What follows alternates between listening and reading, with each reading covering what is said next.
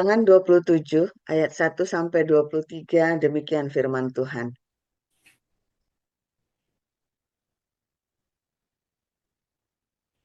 Kemudian mendekatlah anak-anak perempuan Zelafehat bin Hefer bin Gilead bin Makir bin Manasye dari kaum Manasye bin Yusuf.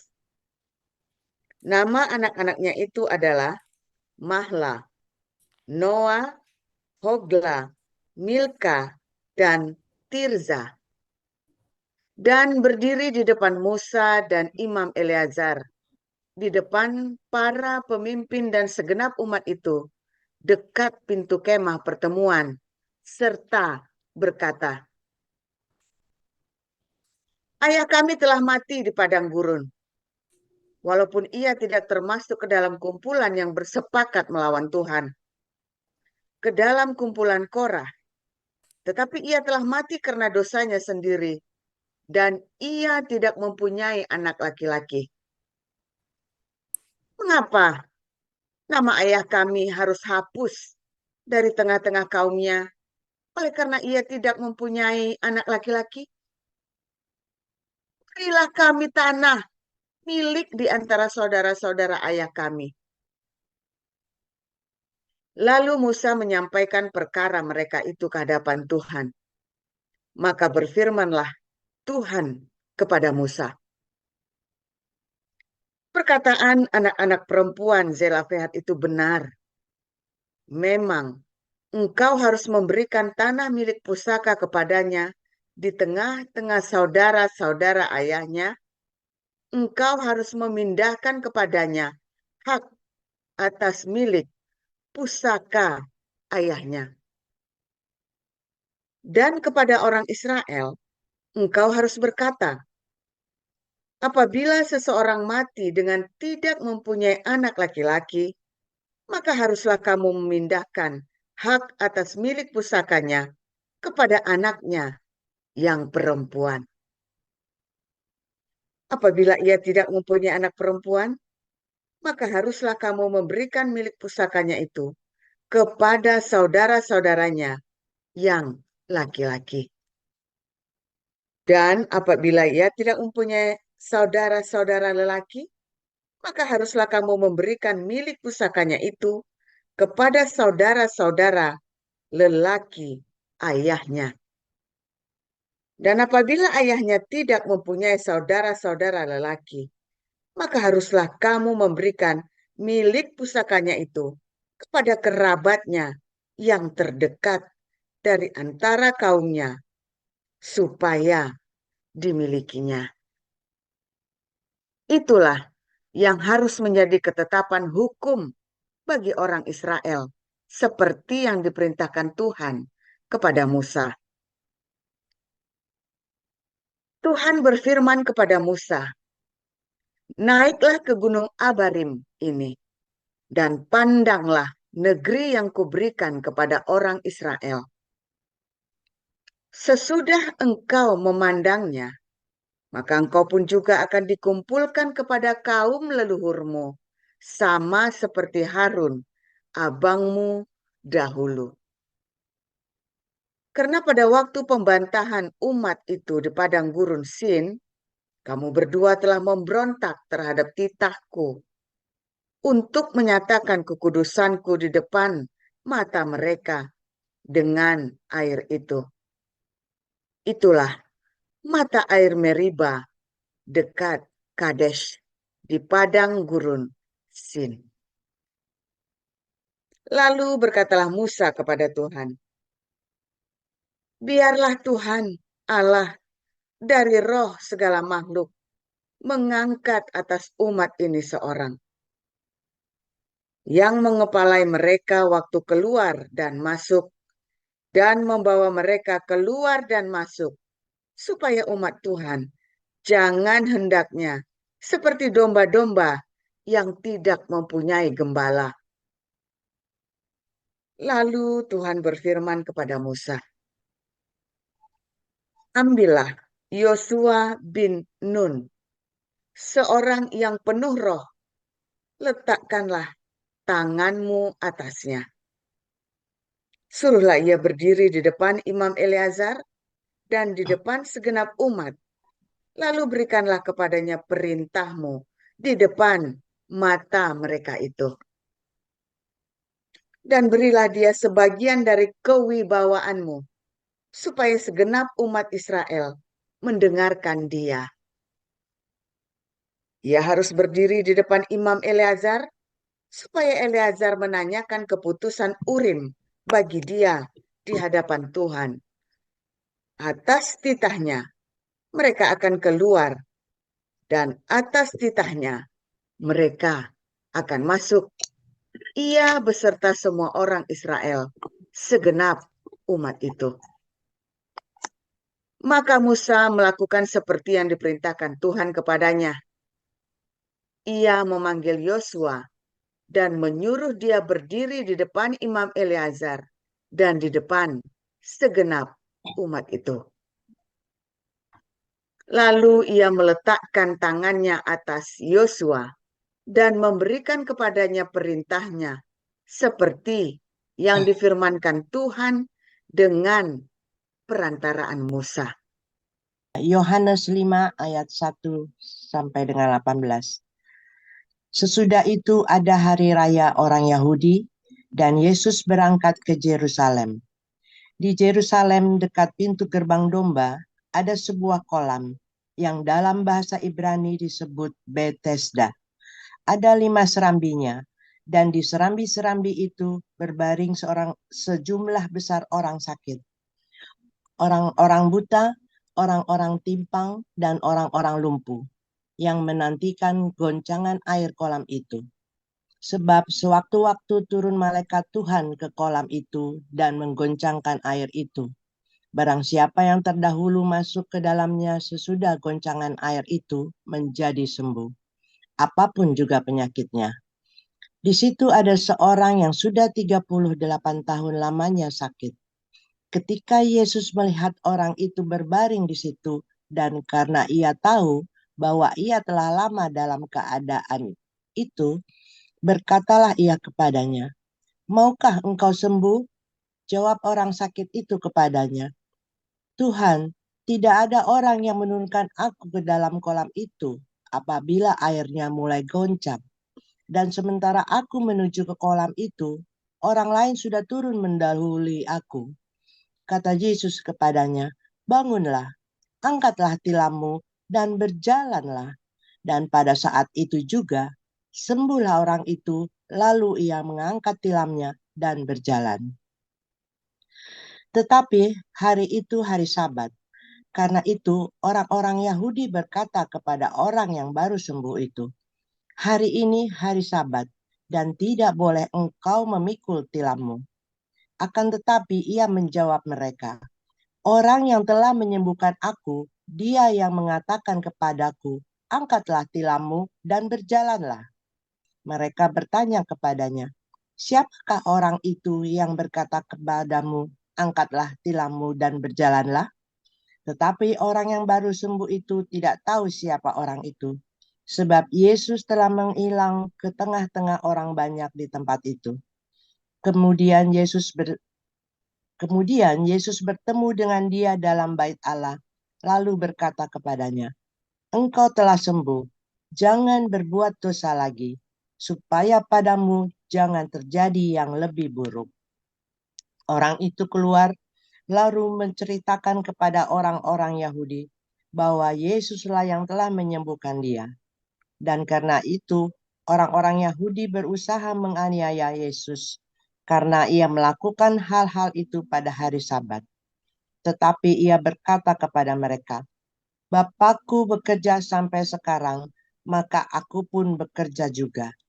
Sebab itu, orang-orang Yahudi lebih berusaha lagi untuk membunuhnya, bukan saja karena ia meniadakan hari Sabat, tetapi juga karena ia mengatakan bahwa Allah adalah Bapaknya sendiri, dan dengan demikian menyamakan dirinya dengan Allah.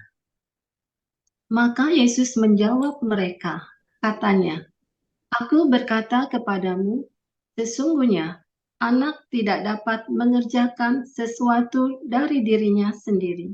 jikalau tidak ia melihat Bapa mengerjakannya.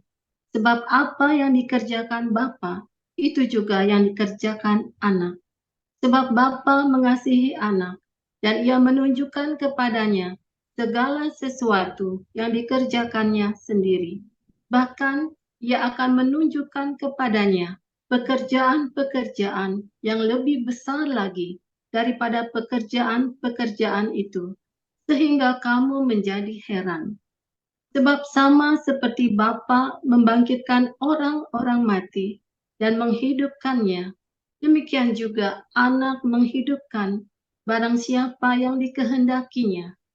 Bapa tidak menghakimi siapapun, melainkan telah menyerahkan penghakiman itu seluruhnya kepada Anak, supaya semua orang menghormati Anak sama seperti mereka menghormati Bapa.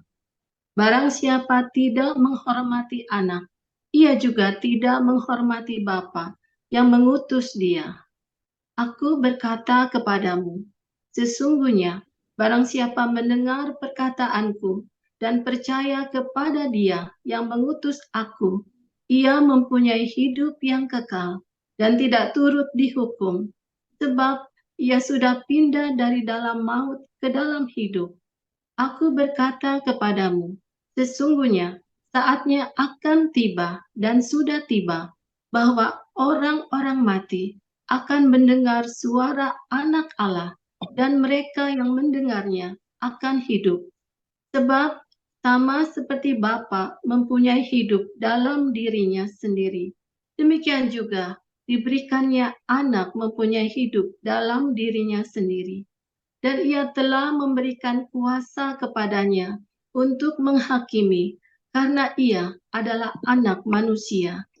Janganlah kamu heran akan hal itu, sebab saatnya akan tiba bahwa semua orang yang di dalam kuburan akan mendengar suaranya, dan mereka yang telah berbuat baik akan keluar dan bangkit untuk hidup yang kekal, tetapi mereka yang telah berbuat jahat akan bangkit untuk dihukum. Aku tidak dapat berbuat apa-apa dari diriku sendiri. Aku menghakimi sesuai dengan apa yang aku dengar, dan penghakimanku adil. Sebab aku tidak menuruti kehendakku sendiri, melainkan kehendak Dia yang mengutus aku. Kalau aku bersaksi tentang diriku sendiri, maka kesaksianku itu tidak benar. Ada yang lain yang bersaksi tentang aku, dan aku tahu bahwa kesaksian yang diberikannya tentang aku adalah benar. Kamu telah mengirim utusan kepada Yohanes, dan ia telah bersaksi tentang kebenaran. Tetapi aku tidak memerlukan kesaksian dari manusia. Namun aku mengatakan hal ini supaya kamu diselamatkan. Ia adalah pelita yang menyala dan yang bercahaya, dan kamu hanya mau menikmati seketika saja cahayanya itu.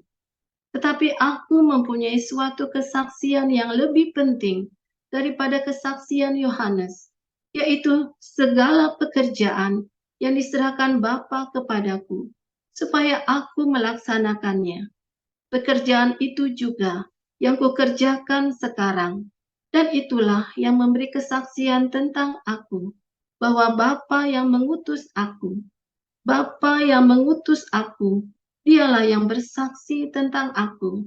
Kamu tidak pernah mendengar suaranya, rupanya pun tidak pernah kamu lihat, dan firman-Nya tidak menetap di dalam dirimu, sebab kamu tidak percaya kepada Dia yang diutusnya. Kamu menyelidiki kitab-kitab suci, sebab kamu menyangka bahwa olehnya kamu mempunyai hidup yang kekal. Tetapi walaupun kitab-kitab suci itu memberi kesaksian tentang aku, namun kamu tidak mau datang kepadaku untuk memperoleh hidup itu. Aku tidak memerlukan hormat dari manusia, tetapi tentang kamu, memang aku tahu bahwa di dalam hatimu, kamu tidak mempunyai kasih akan Allah. Aku datang dalam nama Bapakku, dan kamu tidak menerima aku. Jikalau orang lain datang atas namanya sendiri, kamu akan menerima dia. Bagaimanakah kamu dapat percaya, kamu yang menerima hormat seorang dari yang lain, dan yang tidak mencari hormat, yang datang dari Allah yang Esa? Jangan kamu menyangka bahwa aku akan mendakwa kamu di hadapan Bapa. Yang mendakwa kamu adalah Musa, yaitu Musa yang kepadanya kamu menaruh pengharapanmu. Sebab jikalau kamu percaya kepada Musa, tentu kamu akan percaya juga kepadaku, sebab ia telah menulis tentang aku. Tetapi jikalau kamu tidak percaya akan apa yang ditulisnya, bagaimanakah kamu akan percaya akan apa yang kukatakan? Haleluya, luar biasa firman Tuhan. Selalu baru setiap hari ketika kita menanti-nantikan Tuhan dengan penuh cinta, dengan penuh pengharapan, hati yang tulus dan murni, saudara.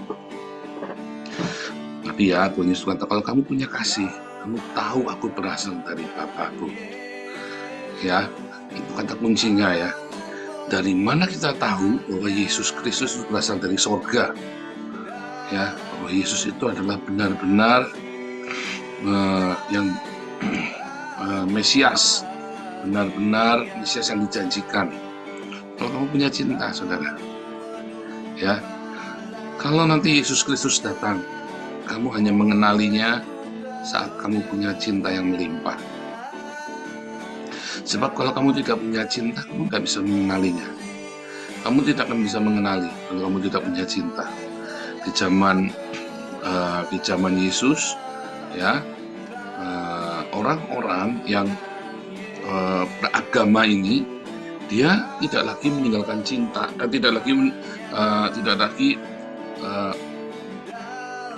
melihat Torah sebagai sebuah cinta dari sorga, tapi mereka melihat Torah ini adalah sebuah beban. Torah ini adalah sebuah kewajiban mereka, ya, bukan sebuah cinta. Cinta itu bukan kewajibannya. Siapa di sini merasa berkewajiban untuk membesarkan, merawat anaknya dan keluarganya? Nah, itu berarti kamu jangan-jangan dulu kamu menikahnya dipaksa dan bikin anaknya diperkosa, itu saudara. Siapa di sini yang merasa berkewajiban? Kalau saya sih merasa tidak berkewajiban ya. Dan Anda kepikir begitu nggak, saudara? Coba pernah nggak pikir begitu? Siapa yang di sini merasa wajib? Loh, Anda wajib memelihara keluargamu, saudara.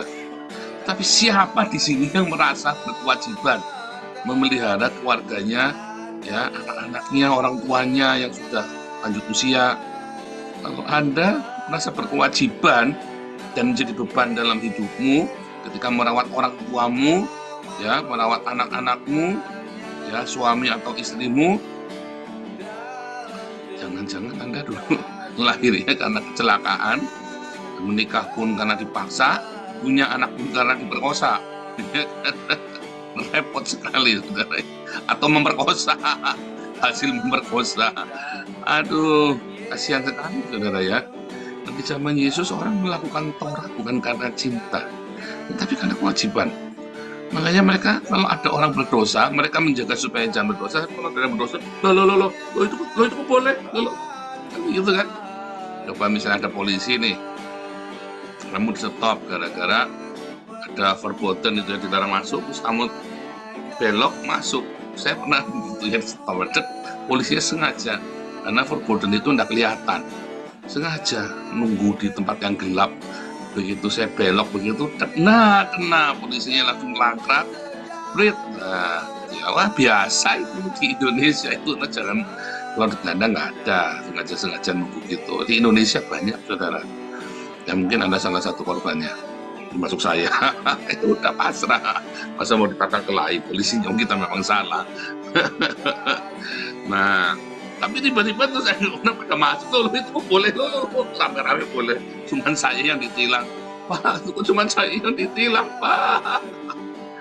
Aduh, zaman itu melakukan Torah itu seperti itu, saudara ya. Saudara, kenapa lampu merah itu jangan dilabrak, saudara? Kalau di Eropa ini bahaya sekali ya. Lampu merah, kuning, hijau, ya, itu ada artinya. Jangan kamu tabrak lampu merah, hati-hati, saudara. Karena kalau di Eropa ini, kepala kita diisi waktu setir mobil, waktu les. Kalau tulisannya 50, kamu larinya antara 45 sama 55. Kalau kamu di bawah itu, kamu pasti diklaksonin sama belakangnya, saudara. Harus kencang, ya. Kalau itu tulisannya 80, maka kamu harus lari 85. Kalau kamu larinya 70, diklaksonin saudara sama belakangnya. Nggak apa-apa, Anda tidak melanggar, tapi diklaksonin yang di belakangnya nggak sabar.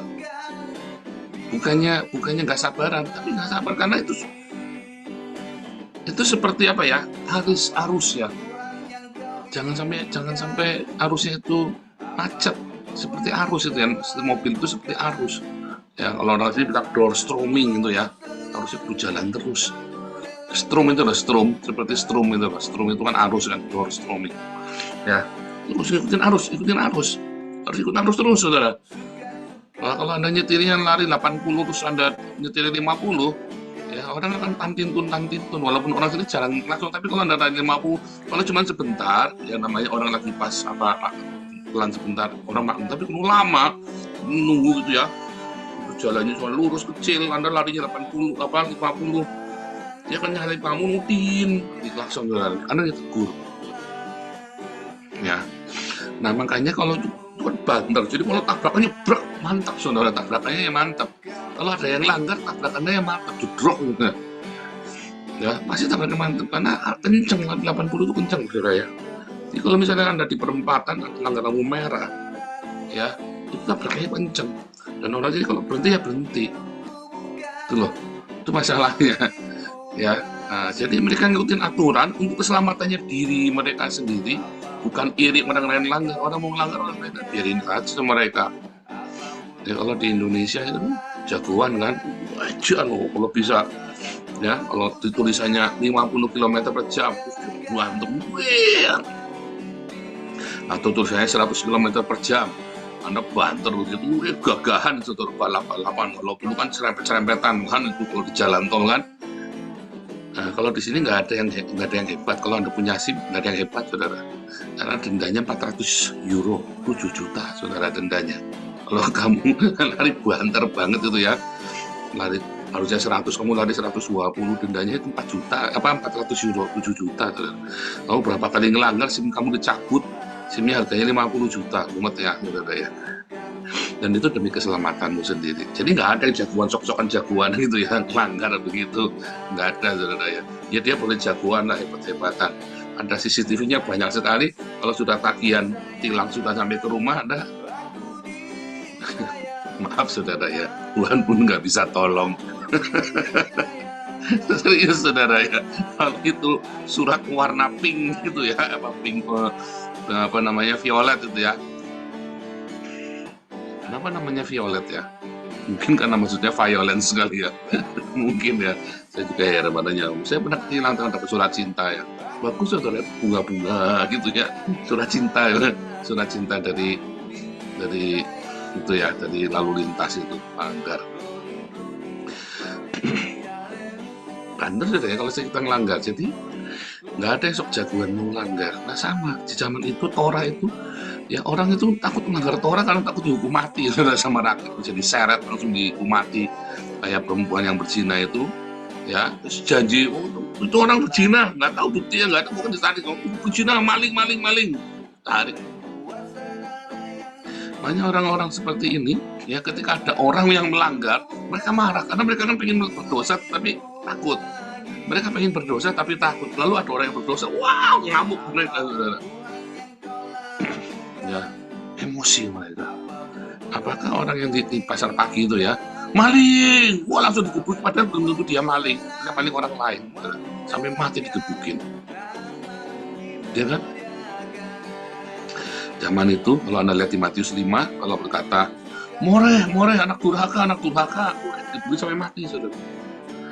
Nggak perlu pakai sidang. Ya, bisa kan? Karena untuk sebutan anak durhaka itu ya, kafir, bubal, itu bahasa aslinya dari kata moreh, anak durhaka ya. Kamu bisa dihakimi masa tanpa disidang, saudara. Beda kalau perzinahan, ya, Anda disidang dulu. Pembunuhan disidang dulu. Kalau moreh itu nggak perlu disidang. Orang tuanya aja nggak bisa nyelamatin dia. Ya, moreh anak durhaka kepada orang tua itu. Orang tuanya saja nggak bisa nyelamatin.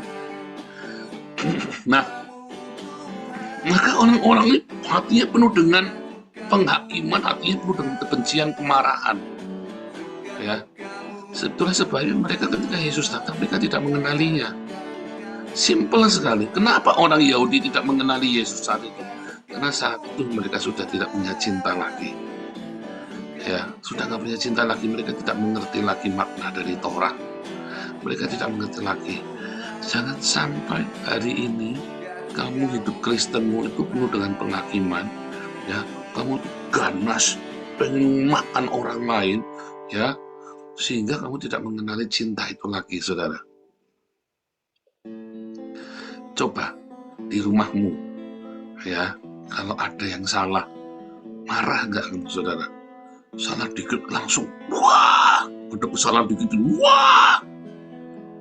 Sampai gitu enggak rumah tanggamu, itu udah gak ada cinta di rumah tanggamu. Kamu harus bertobat, suami, istri, anak-anak, coba datang sama Tuhan Yesus. Di rumahmu, ya, kalau ada apa sedikit terus meledak, apa dikit meledak, tiap hari apa sedikit meledak. Itu mungkin sudah gak ada cinta lagi di dalam rumah tanggamu. Yang ada tekanan-tekanan kehidupan. Ya, padahal mungkin kamu punya duit loh. Ya, tapi mungkin tekanan-tekanan dalam pekerjaan itu membuat kamu seperti itu. Atau masa lalumu, saudara, yang membuatmu seperti itu. Apa yang membuatmu menjadi panas di rumah itu? Yang padanya penghakiman, kamu sih. Ya, selalu kamu sih. Apa? Kamu nggak punya cinta. Ya. Bahkan Musa saja, saudara, Musa nggak bisa masuk tanah perjanjian loh. Ya, karena untuk seketika waktu lamanya dia begitu gusar, begitu marah. Apa yang membuat kamu gusar, saudara? Beberapa waktu yang lalu, ya, Tuhan Roh Kudus itu menegur saya. Ya, karena saya kan temper. Ya, saya kan temper. Saya mudah terusik kalau ada sesuatu yang nggak beres.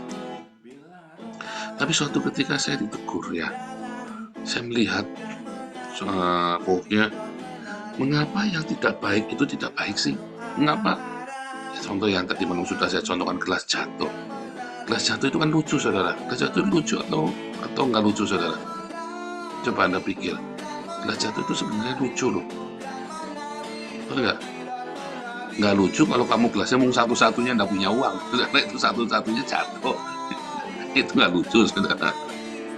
Tapi kalau kamu punya satu lemari gelas, lalu gelasnya itu jatuh, pecah, itu lucu, saudara. Masa nggak lucu sih? Ya, kalau ada bikin salah dikit, ya, kentut dikit nggak sengaja, wah, langsung marah begitu, ya, langsung ambil sapu itu, aduh, ada yang begitu, ya.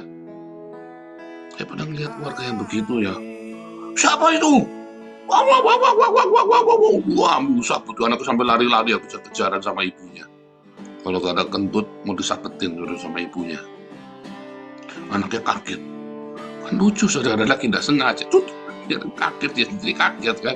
Seharusnya kan lucu, saya yang dari lucu kok. Tapi buat mamanya nggak lucu. Diuber-uber, saudara, anaknya uber-uber sama mamanya mau digebukin gara-gara bukan mau disabet pakai raiti, mau digebuk, saudara.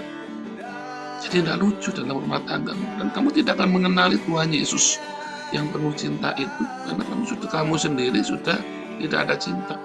Itu seperti frekuensi, itu seperti feromon. Cinta itu seperti feromon. Kamu akan mengenali, ya, sang cinta itu kalau kamu sendiri punya cinta. Kalau kamu tidak punya cinta, kamu tidak akan mengenali. Makanya Yesus datang diajari dulu. Semua orang ini apa sih Torah itu? Kalau Anda ikuti dalam kelas evangelis sampai dengan HBC, ya, kelas-kelas kita, ya, diajarin, ya, apa sih Torah itu? Bagaimana sih? Mengapa sih terjadi perubahan? Kenalilah kapan itu berubah. Kapan Torah itu berubah menjadi sebuah hukum yang mengerikan dalam hidup. Kapan buah pengetahuan baik dan jahat itu menjadi racun Ya kan? Kapan buah pengetahuan baik dan jahat itu jadi racun? Ya, saudara, Anda tidak akan mengenali Sang Juru Selamat. Anda tidak akan mengenali kedatangan Tuhan. Yang kedua, jangankan kedatangan yang kedua, saudara. Bahkan ketika jawaban doamu datang, ketika Yesus datang dalam keluargamu, hendak menyelamatkan keluargamu, hidupmu dan keluargamu, kamu tidak mengenalinya lagi. Bahkan kamu nggak percaya. Karena kamu sudah meninggalkan cinta dan itu yang dimau. Dari mana kapan kita dulu saya ini orang Kristen yang tak, itulah masalahnya. Kamu dulu orang yang penuh cinta, tetapi cintamu itu ya kemudian tidak kamu rawat. Cintamu itu tidak kamu rawat sehingga semak belukar, membelit semua tanaman-tanaman di dalam tamanmu yang penuh cinta itu. Lalu semak belukar itu berbunga. Bunganya juga indah, saudara. Kelihatan indah. Tapi sebenarnya bunganya itu beracun, yaitu hawa nafsumu. Ketika kamu bekerja dengan serakah, atau ketika kamu malas, enak kan tidur terus kan? Enak, saudara. Enak. Minta-minta, enak. Utang-utang terus, enak. Ya kan? Enak, saudara. Jangan bilang gak enak. Utang itu enak. Bayarnya gak enak. Utang itu enak. Betul nggak? Siapa yang pernah ngalamin utang? Utang itu enak. Bayarnya gak enak, saudara. Ketika kamu tidur terus, malas kamu nunda-nunda pekerjaan, enak kan? Nunda-nunda pekerjaan enak. Nunda-nunda kerjaan enak. Kalau nggak banyak orang nunda kerjaan. Nunda kerjaan itu enak. Tapi ketika kerjaan itu sudah menumpuk, nah disitulah semak belukar itu mencekik lehermu. Utangmu sudah menumpuk, itulah mencekik lehermu. Ya kan? Marah enak nggak? Senggol bacok, mutung enak. Kalau mutung nggak enak, nggak ada orang nggak mutung. Banyak orang mutung. Kenapa? Karena enak mutung itu. Sampai kamu habis oleh mutungmu. Pahit hatimu karena mutungmu. Dicekik. Enak, indah. Semuanya terasa indah. Fine-fine saja. Sampai akhirnya, ya, semak belukar yang berbunganya indah itu mencekikmu dan bunganya itu nyemprotin racun. Ya, apa namanya, serbuk-serbuk racun yang keluar dari bunga itu meracuni hidupmu sampai akhirnya tamanmu itu hanya dipenuhi oleh semak belukar yang mematikan. Ya, hukum-hukum itu menjadi hukum-hukum yang mematikan. Kamu masuk, ya, setiap kali ada yang mencoba masuk di dalam tamanmu, dia akan kena racun. Ya, hukumnya di situ jadi mematikan. Kelihatannya cinta itu taman yang penuh cinta, cinta yang mematikan. Rumah tanggamu menjadi rumah tangga yang mematikan. Siapa saja yang dalam toksik itu loh. Anda tahu toksik? Sekarang ini kan generasi Gen Z sama Gen Alpha kan lagi tren kata toksik.